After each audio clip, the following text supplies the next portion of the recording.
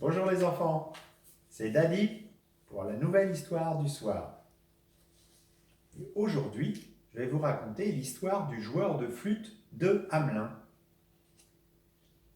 Imaginez les enfants une ville envahie par les rats. Des rats dans la rue, dans les magasins, dans les jardins, dans la mairie, à l'hôpital et au commissariat de police, dans les couloirs de l'école, dans les classes et dans les bureaux, dans les cuisines, surtout la cuisine de Clémentine, les baignoires et jusque dans les lits. Eh bien, c'était ce qui se passait dans la ville de Hamelin, sur les bords du fleuve appelé Vézère. Personne ne savait d'où les rats étaient venus, ni comment ils avaient réussi à envahir la ville en si grand nombre. Les habitants de Hamelin étaient désespérés. Ils ne pouvaient manger sans que les rats viennent grignoter dans leur assiette. Ils ne pouvaient s'habiller sans découvrir des nids de rats dans leurs vêtements et dans leurs souliers.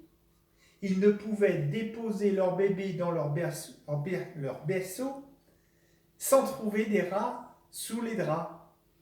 Ils ne pouvaient même pas se parler à cause du bruit de tous ces couinements et trottinements. N'y tenant plus, le maire afficha cette annonce sur le mur de la mairie. Avis à la population.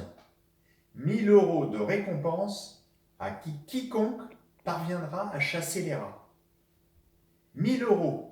Une telle somme faisait rêver beaucoup de gens. Mais comment la gagner? Un jour, un inconnu vint frapper à la porte de la mairie. Le maire était dans un état pitoyable. L'air hagard, les cheveux en désordre. Il aurait écouté n'importe qui, tant il avait besoin d'aide. L'étranger lui dit d'un air assuré. « Je peux vous débarrasser de tous les rats. » Aussitôt, le maire sauta de joie.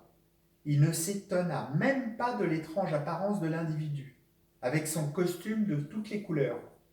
Il ne prêta pas non plus attention à ses doigts extraordinairement longs, ni à la drôle de flûte qui pendait au bout d'une corde accrochée à son cou. Et il ne remarqua ni le sourire triste de l'inconnu, ni la lueur nostalgique dans ses yeux. « Formidable, dit le maire. Quand pouvez-vous commencer ? » « Tout de suite, répliqua l'inconnu, en portant sa flûte à ses lèvres. Il sortit en jouant un air mélodieux. Aussitôt, les rats cessèrent de trottiner et dressèrent l'oreille.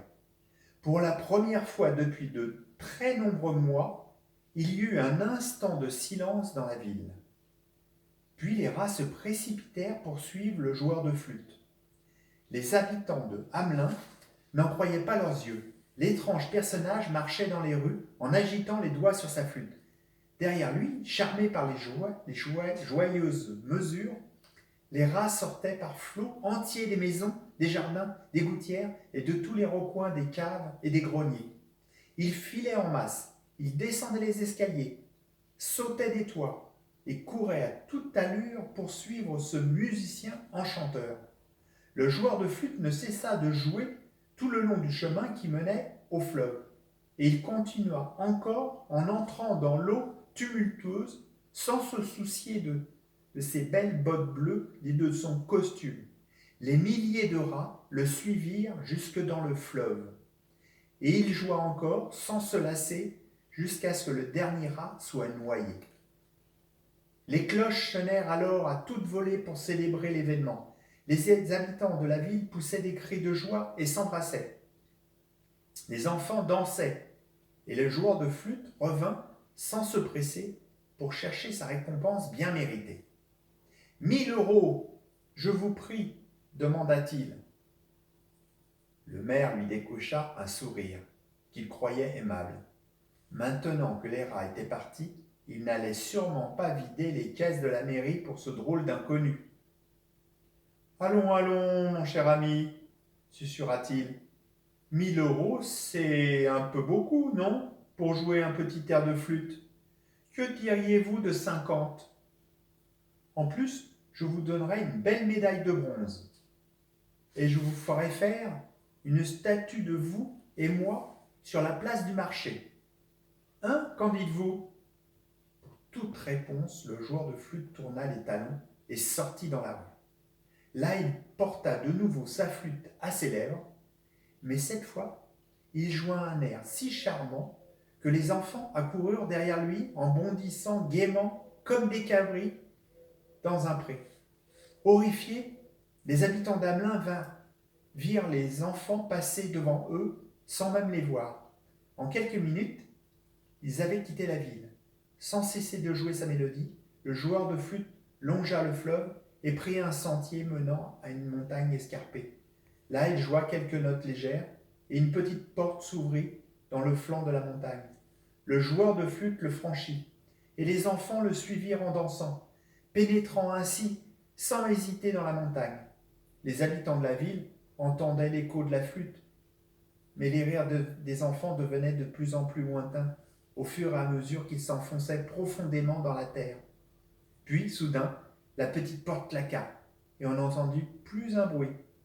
Les enfants avaient tous disparu, à l'exception d'un petit garçon qui boitait et qui n'avait pas pu courir aussi vite que les autres. Il sanglotait maintenant en appelant ses amis. Mais il n'y avait plus de petite porte ni de jolie musique. Jamais on ne revit le joueur de flûte, ni les enfants, même si on entend parfois des rires venant de la montagne. En tout cas, il n'y a plus un seul rat dans la ville de Hamelin. Voilà les enfants. Voyez, il faut toujours tenir ses promesses.